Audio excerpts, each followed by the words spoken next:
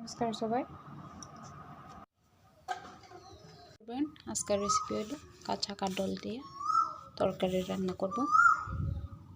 কাঁঠালের রেসিপির জন্য এখানে জিরা আর পানমুড়ি, তারপরে পেঁয়াজ কুচি, রসুন, শুকনো লঙ্কা আর কাঁচা লঙ্কা বাটতে নিলাম। পেঁয়াজ কুচি বাদ দিয়ে কাঁঠাল আর আলু কাটতে নিলাম।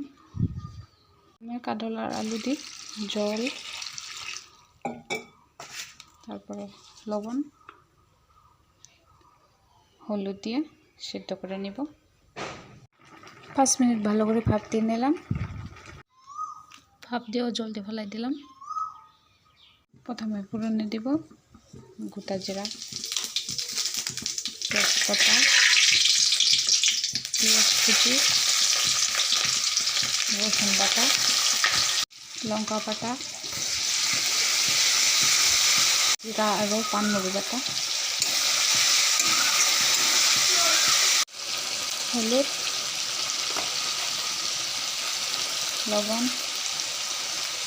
টমেটো কুচি, ভালো করে মশলাগুলো কষা নেবে। মশলা ভালো করে কষা নিলাম।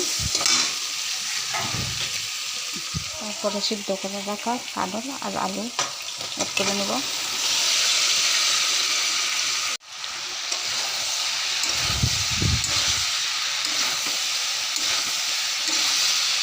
ভালো করে মশলা দিয়ে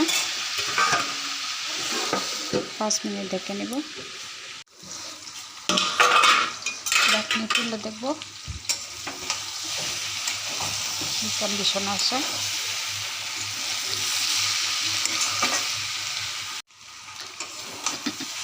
আরও 5 মিনিট ভালো করে কষাই নেব।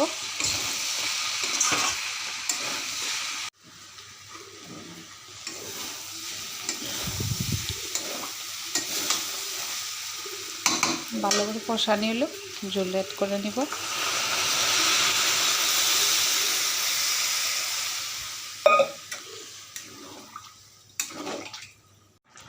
জল দেওয়ার পরে 5 মিনিট ভালো করে উতলাইতে দিব।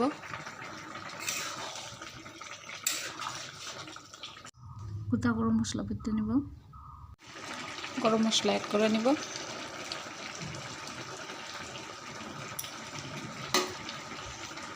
সো ফাইনালি আমার কাঁঠাল রেসিপি পুরো কমপ্লিট।